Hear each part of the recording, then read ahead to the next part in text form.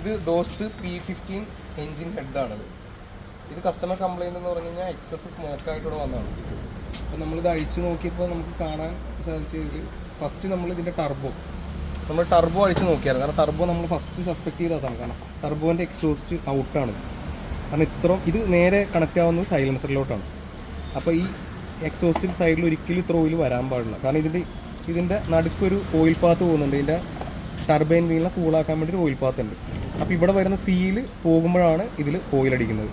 അപ്പോൾ നമ്മളിത് ഓൾറെഡി കസ്റ്റമറോട് പറഞ്ഞു, ഇവിടെ ഒരു ടർബൈൻ വീലുണ്ട്, ടർബൈൻ വീൽ എക്സസ് പ്ലേ ഉണ്ട്. കസ്റ്റമറോട് പറഞ്ഞു, കസ്റ്റമർ ഓക്കെ ചെയ്തോളാൻ പറഞ്ഞു. പക്ഷേ അതല്ലാതെ ഞങ്ങൾ ഹെഡ് കവർ അഴിച്ചപ്പോൾ ഞങ്ങൾ കാണാൻ സാധിച്ചത് ഇതാണ്.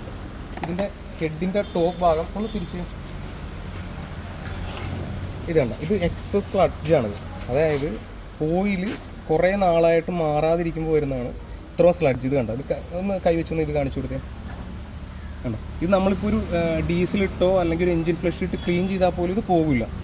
അതായത് നോർമൽ ഡീകാർബണൈസിങ്ങിൽ പോകാത്തത്രയും സ്ലഡ്ജ് ഉണ്ട് ഇതിൽ. അപ്പോൾ നമ്മൾ എന്ത് ചെയ്യുന്നത് വെച്ചാൽ നമ്മൾ മാനുവലായിട്ട് ഹെഡ് പുറത്ത് ഇറക്കിയിട്ട് നമ്മൾ ലേത്തി കൊടുത്തതിൻ്റെ സ്റ്റെം സീലും ഗൈഡും 3 എക്സോസ്റ്റ് വാൽവ് 3 ഇൻലെറ്റ് വാൽവ്. ഇതൊരു സിംഗിൾ ഓവർ ഹെഡ് ക്യാം ഷാഫ്റ്റാണ് വരുന്നത്. ഇത് ഡബിൾ ഓവർ ഹെഡ് അല്ല. അപ്പോൾ ഇത് നമ്മളിത് ഇത്രയും ചെയ്യാം എന്നുള്ളൊരു പ്ലാനിങ്ങിലാണ് നമ്മളിപ്പോൾ സ്റ്റാർട്ട് ചെയ്തേക്കുന്നത്. ഇപ്പോൾ ഇതിൻ്റെ മാനിഫോൾഡ് കണ്ടാൽ നിങ്ങൾക്കറിയാം.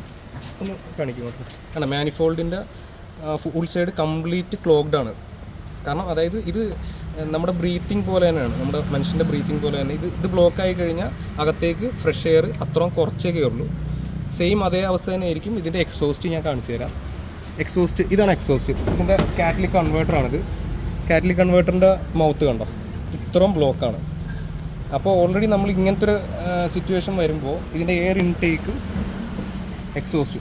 ഇൻടേക്ക് മുതൽ എക്സോസ്റ്റ് വരെ കംപ്ലീറ്റ് അഴിച്ചിട്ട് ക്ലീൻ ചെയ്യണം എന്നുള്ളൊരു പ്ലാനിങ്ങിലാണ്. അപ്പോൾ ഇത് ഒരു ബിഫോർ കണ്ടീഷനാണ്, വർക്ക് ചെയ്തിട്ടിരിക്കുന്നുള്ളൂ.